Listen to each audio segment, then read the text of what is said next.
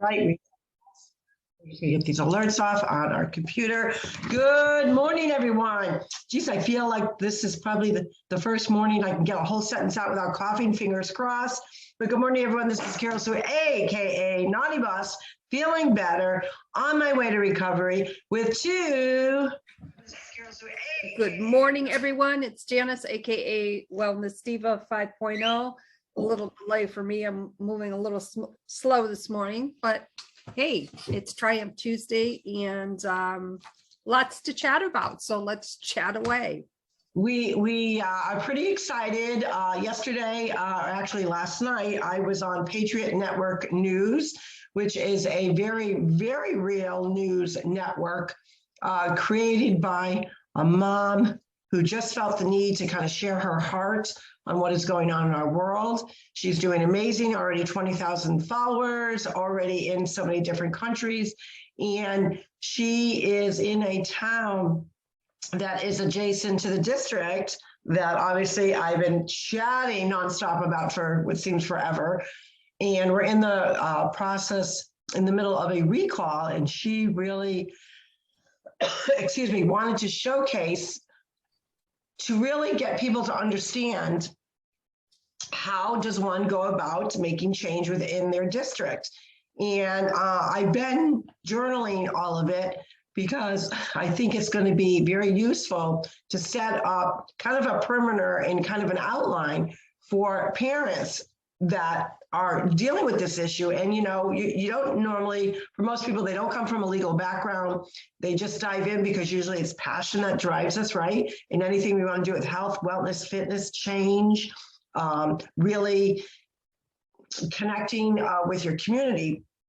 And you jump all in, and you don't always know what you're jumping into or where you go, the different rabbit holes of really finding out things about a district. And this really came to light with many, many states, really was highlighted because of the pandemic. So when we always talk about, excuse me, about the pandemic and that there are blessings, the blessings that also came out of the pandemic is that parents, grandparents, stakeholders, businesses are now more in tune or questioning what is the youth being taught? What are children being indoctrinated in? So I'm actually working on a project that my sister doesn't know yet. We like to spring things on each other because that's how we roll.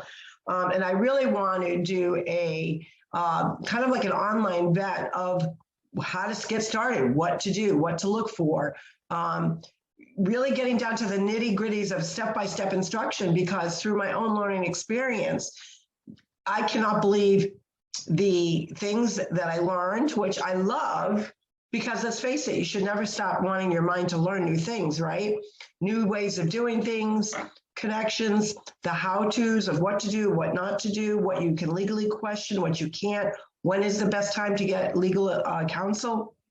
And, you know, hopefully this will assist other districts, other states in, and I'm obviously, you know, every state has different laws. So you want to make sure that we are tapping into what legally they can do within their own state, because every state does have some different rules, but just a generalization of how to. And I think it's going to be very helpful to many individuals. It's overwhelming. Like, where do I go? How do I start this? Who's going to listen to me? You know, especially, you know, in my particular case, I'm a grandparent that only lives there part-time now. You know, what kind of energy and or push could I give? Well, guess what? I do have a lot of power because I'm a stakeholder. I have grandchildren within this district. This was a district that my husband and I paid over 30 years of taxes to. We only recently moved to Florida. So yes, I am a stakeholder. I have a vested interest in my grandchildren's education, that they're getting a fair public education, a quality education that aligns with their parents, the community, ourselves. And, you know, I love this community. That's one of the things I chatted about. You know, my husband and I, with his career, relocated often. And the two moves that were paramount in his career were moving to Charlton. We not only moved there twice, we not only moved there once, we moved there twice. And it was based on the school's rating, the community, the churches, Obviously, logistics, where it was geographically located for what he had to do, airports, that kind of thing. But the one main goal was always about the school, because we knew we were bringing up our children and we wanted a great school with great values that really covered all the basics of education, but also had a sense of community. So I have a vested interest in this district. This was where both of my children grew up. This is where my daughter met her husband, kind of the boy next door story. And, how exciting it was to know that now our grandchildren were going to actually attend the school that their parents attended, and maybe even have some of the same teachers. That is such a blessing in so many avenues and so many ways. So you can imagine, as I chatted about last night, my despair, when our daughter called and she was starting to question some emails that she was getting, some buzzwords that she was hearing. And it also was around the time that all of a sudden you saw this influx of parents now going to their school boards or school committees and demanding what is going on. What I talk about is, what we talked about last night is indoctrination. You hear a lot of buzz acronyms, which, in different versions. So, for instance, some people, the initial argument that this particular district brought to us that we actually triumphed over was they kept telling us there was no critical race theory in the school. That was a flat out lie. What they were disguising it as was cultural responsive theory, and they're very clever. So if you go back to really the root of CRT, and the creative way that they used different phrases, you go back even further to understand that it's a playbook. And it actually all started with the central banking system, way, way back, Federal Reserve.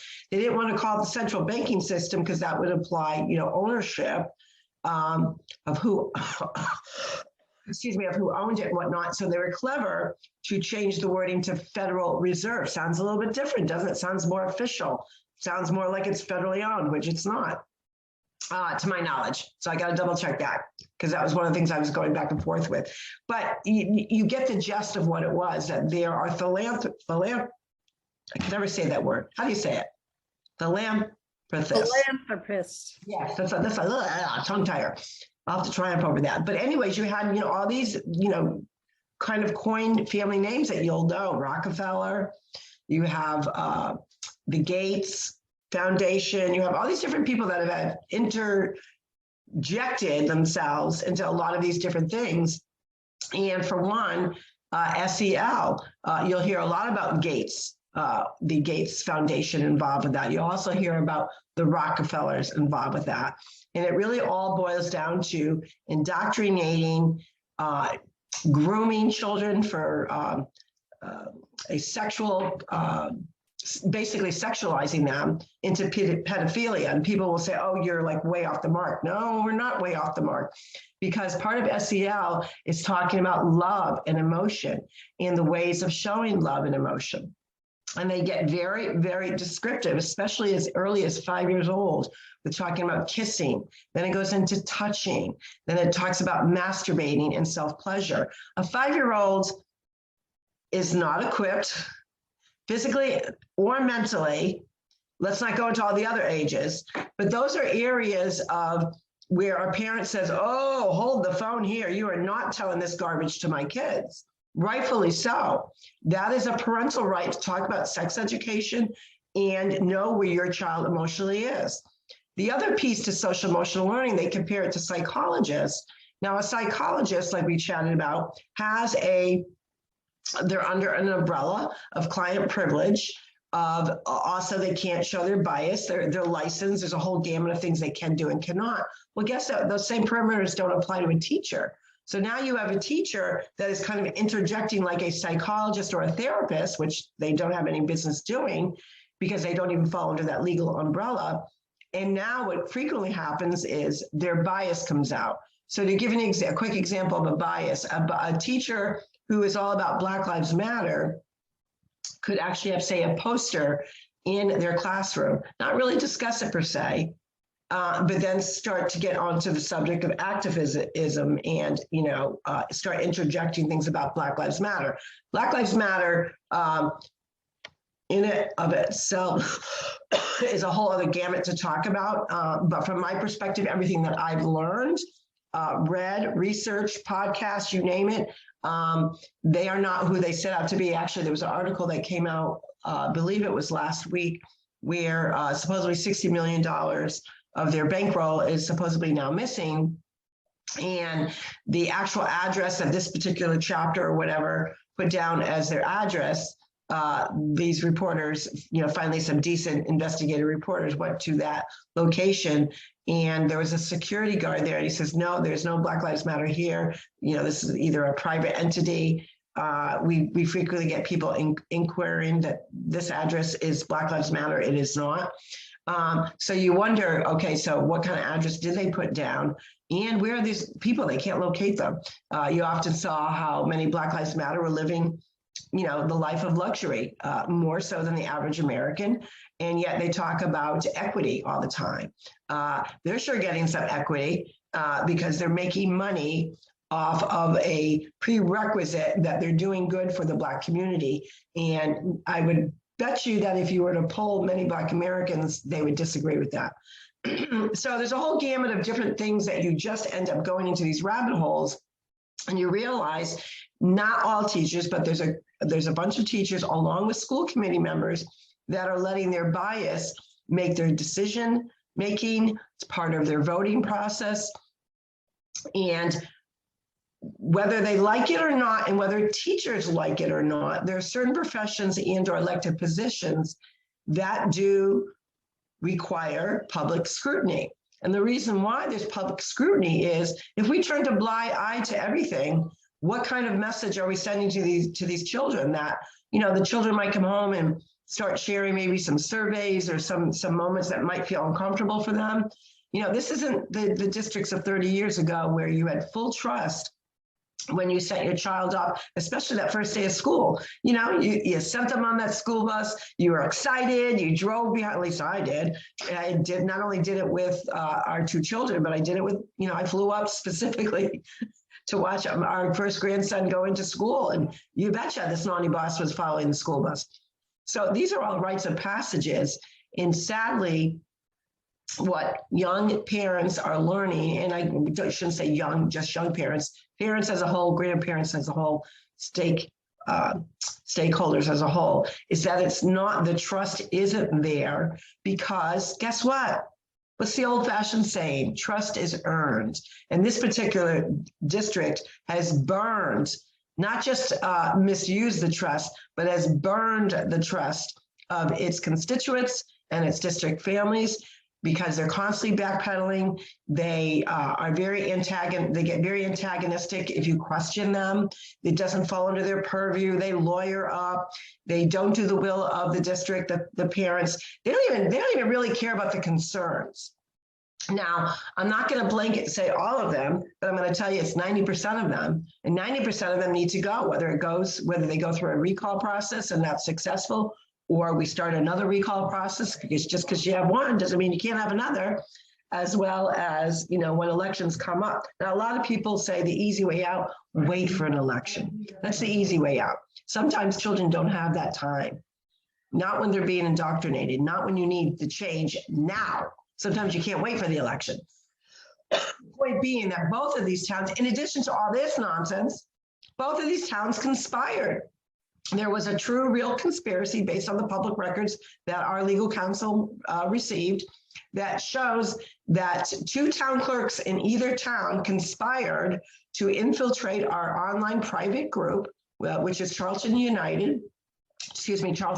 United, and infiltrate, had a staff member in there who talked a good game. You would have thought that this person really believed in our cause and our mission.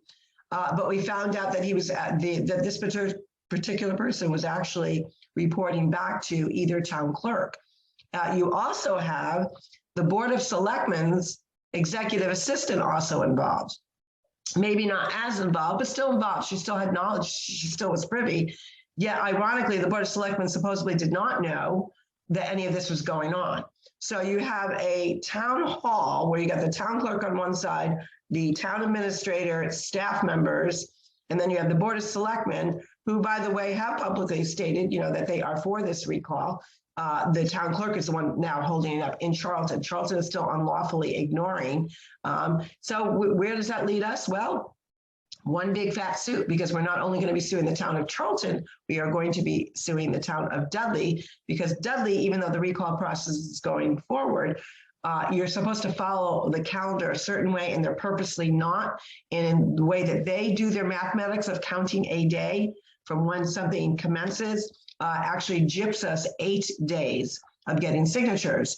So the probability of being successful with signatures has now been cut down by 8 days. That seems very unfair, unethical, and probably not really legal. Our attorney is fighting that out, but the bottom line is they're sticking to their guns. They had been putting up stone walls to derail this recall. So even if registered voters are unsure of the recall, we're an open book. We would love to chat with you. So if you're from Dudley, Massachusetts, please reach out to us. But the point being, both towns should be irate that both towns conspired against its citizens and misled them to believe that there was no avenue for a recall. Not only that, they unlawfully stopped it. They blocked it. These affidavits were first submitted in November. They never even looked at the affidavits. They opened up the envelope and basically returned it. Said, no, can't do, we're not doing it. You can't, and then they came up with some legal baloney that our attorney actually refuted. So now Dudley is conceding, but the way that they're conceding is, well, we don't agree with it, but we're allowing you to do it, but it's going to be basically on our terms. This is the point of grassroots efforts. You cannot change your state legislation. You cannot change your state politics. You can't even go nationally to your politics without going through your state. Well, guess what? You can't even get to your state politics unless you're dealing with your local bullshit. And there's a lot of local shenanigans going on between the town of Charlton and the town of Dudley. They should be embarrassed, and their citizens should be outraged, because if they can do this to parents regarding a very important subject matter regarding public education, what other shenanigans are they up to? That's the question. Well, exactly. It's things that make you go, like if people did and followed what they were supposed to do in the logic manner, meaning legally, what they need to adhere to, there probably wouldn't be as much backlash. But the fact that somebody's hiding something, doing something, it just makes you wonder what else is happening behind the scenes that parents and taxpayers do not know about. And the fact that they've never been questioned, and now all of a sudden parents, grandparents, stakeholders, taxpayers are questioning what is going on, is where people are waking up, so to speak. But also on the other flip side of that, the other side is also waking up to, oh, holy shit, this is serious shit. Like we're in trouble here. So of course they, they're backtracking, they're backpedaling. Kudos to everyone who's involved with the Charlton Dudley recall and making things happen. So on that note, Triumph Tuesday. Oh, and today is February 1st. New month. First day of the month. New month, new goal. This is a short month. Yes, it is. It sure is. So what are you triumphing today? Are you from the Charlton Dudley School District? Do you want to contribute somehow and fill us in on, how are you feeling about all this that is happening? Go to our website, www.TwoSistas.online. Leave us a voice message. Let us know what your thoughts are on this subject. We'd love to hear from you. Excuse me. And on that note, my name is Janice, freezing here. AKA Wellness Diva 5.0 with two Sistas, and this is Carol Sue, aka Naughty Boss. Feeling better, yes, still coughing a little bit, but you know what? It's starting to subside. Getting my energy. So I think today might be the first day that I actually could get right back into working out, which I'm going to triumph over no matter what I do. And that's what we want to let you know. You can triumph over, maybe you haven't been feeling good, maybe go out for a walk, maybe try to do some stretching exercises, maybe some light weights, maybe a little bit of cardio. The point being, don't let your health and wellness kind of subside because you're not feeling well. There's always a little bit of something that you can do, and be proud of what, even if it's a little thing like making your bed, folding laundry, going up and down the stairs. That takes energy, guys. So be blessed, be healthy, be proactive in your health and wellness, regardless of whatever you got to triumph over. Your future self, meaning even hours from now, that's your future self, is going to thank you. With that, we will see you tomorrow. We have a guest tomorrow. Yes, we'll be on at 8 a.m. Yes. So we're really excited about that. And have a great day, everyone. We'll see you tomorrow at 8 a.m. Bye-bye. Bye-bye.